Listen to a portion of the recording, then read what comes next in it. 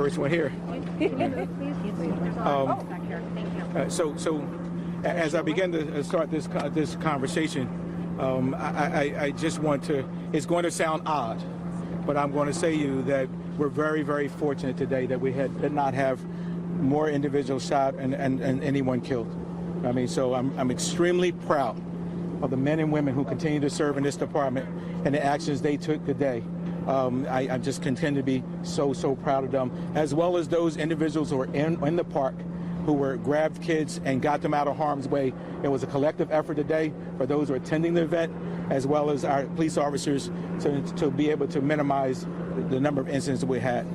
What we do know, and it will change, and it may change significantly, and so we're going to be very broad in our conversation today. But at 2:30 today, there was an after Ramadan celebration here at the park. We had about 1,000 individuals out there, and things were going well. We had a detail assigned to this event, and they were working the outsides. During that time period, they were writing tickets. There was tickets. Cars were parking on the gas station behind us, and they were writing tickets. At some point, they hear a large volley of gunfire. They say approximately 30 gunshots. What we do know is there appear to be two factions within the park who are now exchanging gunfire. As the officers start to deploy into the park, they observe 3 males and a female running, and they stop those individuals, and we recover 4 weapons. At that same time, we have one of our officers who was assigned to the area engage a 15-year-old male who has a weapon. She fires, and that male receives a gunshot to his shoulder and his leg. The officer secures that weapon and then transports that child to the hospital. We have another individual who showed up who's 22 years old. He has a gunshot to his stomach, and we believe that may have happened during the gunfire. We also have another juvenile who showed up shortly after, within the last half an hour, at the hospital, who has a gunshot wound to his hands. And so in total, we have 5 individuals under arrest, 4 who were carrying weapons, as well as the individual that our police officer fired and struck, as well as an individual adult. That's the numbers, right? So that's the numbers in total. So that's what 5 arrested. So we have a total of 3 males and a female who were arrested carrying a weapon. And then we have another individual, that's 15-year-old, who was shot by our officer. We covered a weapon in that scenario as well, for a total of 5. 2 people shot, including the victims. 3 now. We now have 3 individuals shot, 1 by the police officer, 1 we believe in the exchange of gunfire, where it's unknown and not determined now the juvenile who was shot in the hand, but we do know that they were here at this event. What do you want to say to the folks out here, obviously, who are, as you know, concerned and can't believe this happened at such a spot? Well, listen, I walked through this event, and we know that the majority, 99% of the individuals at this event are good people who wanted to have a good time. And once again, we have young people engaging in gunfire who just really destroyed the sanctity of what happened. There was a gentleman who I was walking by said, you know, we have to learn how to love each other, and he was really frustrated. One thing I do know, the mayor was on location, as many of you saw, to come down here not just to support us, but to also support the community. She is actively engaged now in reaching out to our Islamic community to make sure that they have all the supports they have. Immediately after this incident, I contacted her as well, and we were able to bring support services. So we do have support services at our recovery center over here at the Claire Muhammad school, to be able to have trauma services there. But the mayor, clearly is sending her message to the community, how important it is for her to be on location, and she knows that we're here to support them. We would ask, though, at this time, that anyone has any information, that they would call 215-686-TIPS or call our homicide division. We did not have a homicide in this situation, but considering the magnitude of the situation and their capacity to deal with, we have our homicide and our shooting investigation team working collectively on this. We asked them to call 215-686-3334. 2 weeks ago, you had a panel, and you were talking about the study you were finding that young people were often shooting around the time that this happened, and you were really trying to dive into the context that can prevent more things like this happening. Judging from what you've learned from that study now, what would you apply to a situation? I don't know. In this case, we would apply it to this scenario only because schools closed today. Right.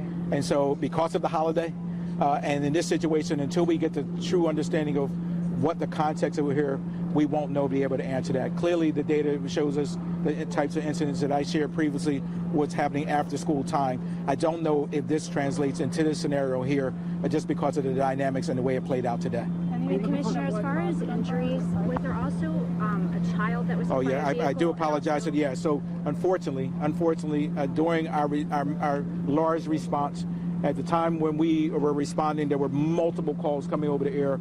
For those of you know, we have an assist officer. I think we went to 3 or 4 assists in this, and we had large portions of the city deployed. Unfortunately, during this incident, one of our patrol wagons struck a young child, and she recovered a fractured leg in that scenario. And clearly, we send our prayers out to her and her family. That is not our intended purpose, and we will make sure we be following up with her and her family to let them know that. And we also heard reports somebody had a heart attack, that maybe that was running like during the commotion. I don't know. I mean, it is one of the most traumatic situations. I was able to take a quick glimpse of the film, and just to see the mass of people running away from the park. Clearly, I'm sure there may have been some kind of underlying medical issues that may have resulted from that, but we have no information at this point that anyone suffered a heart attack that was transported from here by us or rescued to the hospital. Commissioner, do you have anything like that? We have no information on the car involved at this point. Commissioner, do you have any message for parents if these young people were involved in the shooting, minors? Is there any message to parents looking after kids who are wrapped up in things like that? Well, listen, I've made this message multiple times about parent engagement and their responsibility in all of this. If you're not engaged with your child and trying to figure out what they're doing, where they're hiding the guns in your house, and the activity involved, then you're not doing your duty, right? And so then it may not even a parent. We have to understand that many of our kids are being raised by second generation and grandparents who don't have the capacity oftentimes to do the things that we ask them to do. But we always are going to lean on a true adult to be able to engage these young people. But the stuff we see out here, I mean, the guns that we're recovering, I think we're in a totally different process now. We can't make excuses for all these kids. Some of them are out here actively engaging in gunfire, actively wanting to be involved in shootings, and want to, and as you see today, do that. And there's no zero tolerance for that, right? And we're not going to make any excuses for that.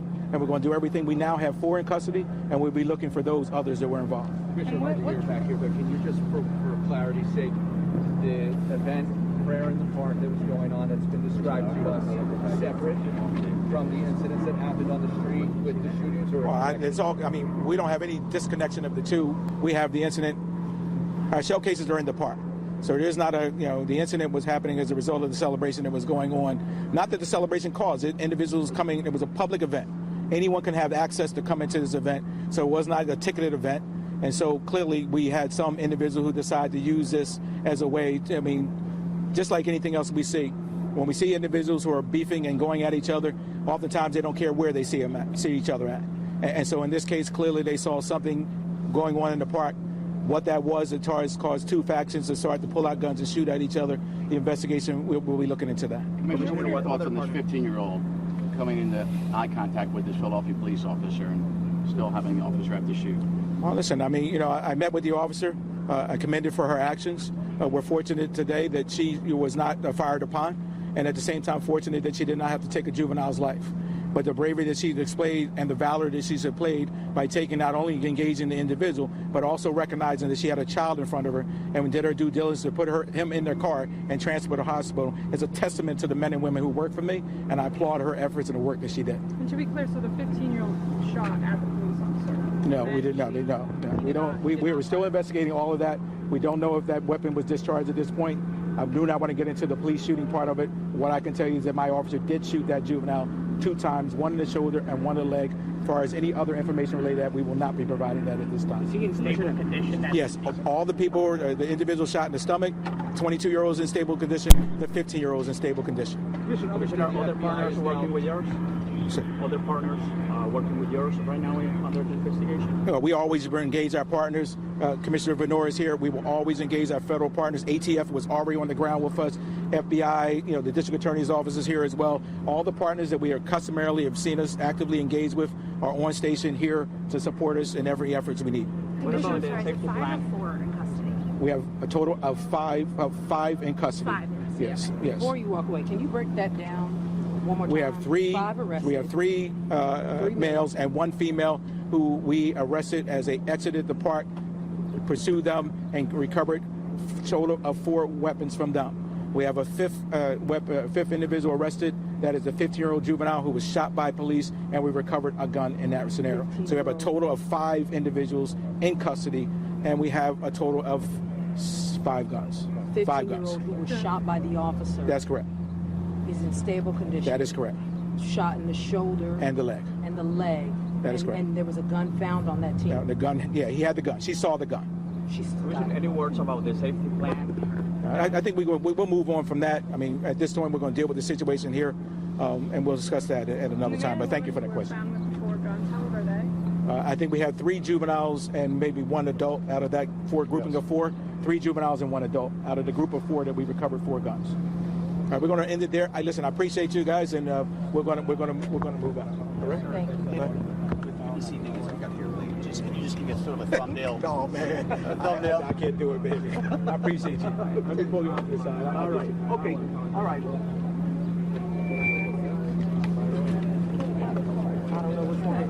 Okay, thank you. Jake. You all right? Yeah, I was like, I need to squat so I'm not my legs don't fall apart.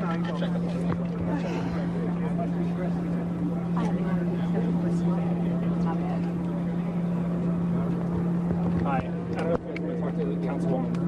Yeah. Okay. So we have Councilwoman Gautier who represents this area.